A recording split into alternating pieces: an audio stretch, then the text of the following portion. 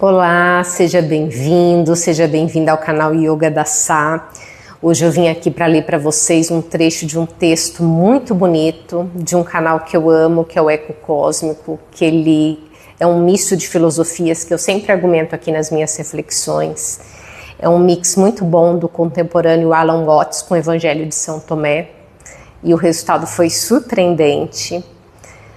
Por isso, se você chegou até aqui, não é por acaso, escute até o fim, que eu acho que esse texto vai tocar seu coração e talvez abrir um pouquinho o seu olhar. Então vamos lá. O sonâmbulo. Existe um estágio da vida em que a alma está adormecida, não morta, apenas silenciada. E quando a alma dorme, a mente assume o comando. E nesse estágio, a pessoa não vive, ela funciona. Acorda, cumpre tarefas, repete rotinas, responde estímulos. Dias passam, anos passam e tudo parece normal. Mas por dentro, algo essencial nunca chegou a nascer. O sonâmbulo vive executando um roteiro que ele não escreveu. Um script que foi herdado dos pais, da cultura, da escola, da mídia, do medo. Ele acredita que escolhe, mas apenas reage. Acredita que deseja, mas apenas imita. Seus pensamentos não surgem do silêncio, surgem do condicionamento. Seus sonhos não nascem da alma, nascem da comparação. Ele corre atrás das coisas porque foi ensinado a correr. Tem medo de parar porque nunca aprendeu a escutar. Aqui, a rotina vira sentido, conforto vira propósito, sobrevivência vira vida. E o sonâmbulo chama isso de estabilidade. Mas estabilidade sem consciência é apenas uma prisão confortável. E nesse nível, o ego domina completamente. A identidade é construída com etiquetas externas: cargo, salário, aparência, seguidores, aprovação. Quem sou eu? Me tornei o que eu faço? O que os outros pensam de mim? O que eu possuo? Minha conta bancária, status social. O silêncio começa a incomodar, porque no silêncio algo ameaça despertar. Música, vídeos, notificações, conversas vazias, qualquer coisa, menos ficar sós consigo mesmo. A verdade aqui ela é evitada, não porque seja falsa, mas porque é inconveniente demais. E no fundo, bem no fundo, às vezes surge um incômodo sutil, uma sensação estranha de vazio, uma pergunta sem palavras. É só isso? Mas esse sussurro é rapidamente abafado por distrações, por metas, por promessas de felicidade futura. Quando eu conquistar isso, eu descanso. Quando eu chegar lá, eu vivo. Agora não é hora de pensar nisso. E daí o sono continua. E o maior perigo desse estágio não é a dor, é a ausência dela. Porque quem sofre, pelo menos questiona, mas quem está anestesiado, se acomoda. O sonâmbulo, ele não sabe que está dormindo. E exatamente por isso, acredita estar desperto. Com o tempo, a ilusão se torna familiar e a prisão começa a parecer um lar. E qualquer ameaça a esse mundo é vista como perigo, mesmo que seja a própria verdade ali batendo a porta. Mas nenhuma ilusão é eterna, e por mais profundo que seja o sono, algo sempre começa a rachar. E é aí que o despertar começa. As fissuras do ego, quando a ilusão começa a sangrar, em algum momento algo começa a falhar. E não de forma dramática, não como um colapso imediato, mas como uma pressão silenciosa por dentro. E o que antes parecia seguro começa a sufocar. O que antes trazia prazer, só vazio. O que antes fazia sentido, agora parece mecânico. A rotina continua, mas perde a alma. O riso acontece, mas não toca fundo. As conquistas chegam, mas não preenchem. E isso confunde, porque externamente está tudo certo. A vida parece funcionando.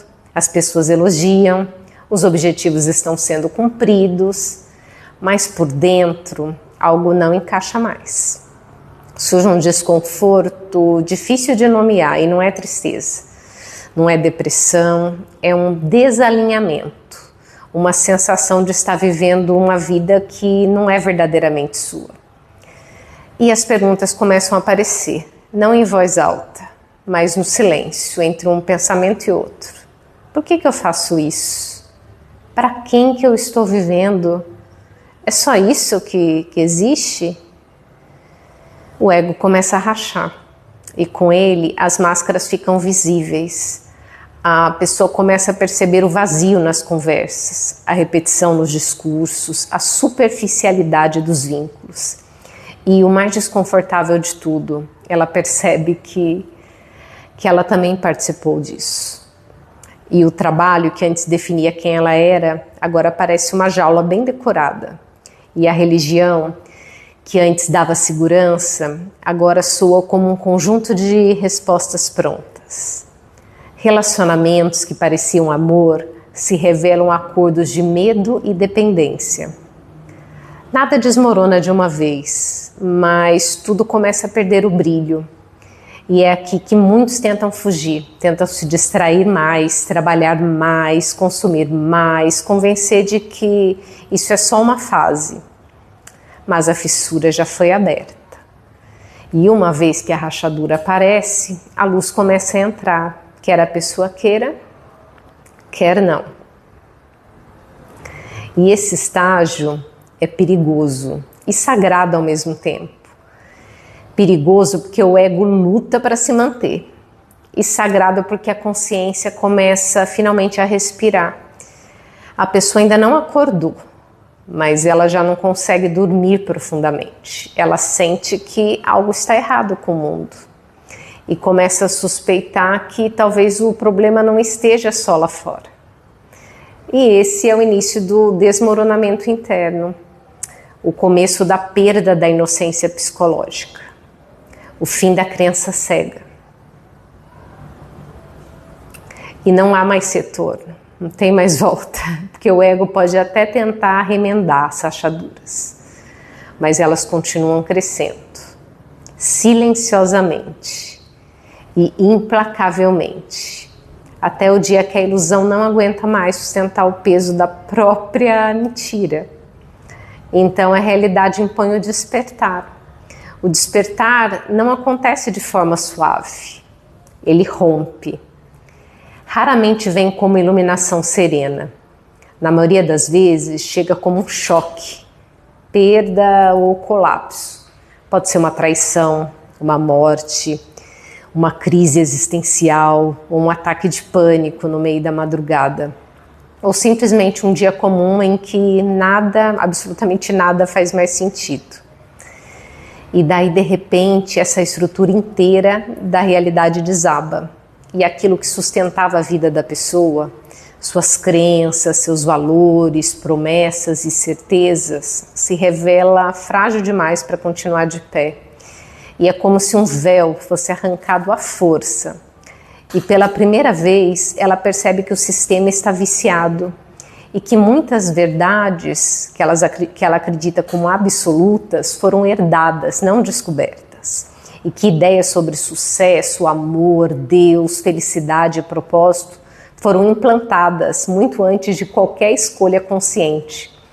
E a religião começa a parecer um contrato, política, um teatro, amor, uma barganha emocional, identidade, uma construção artificial.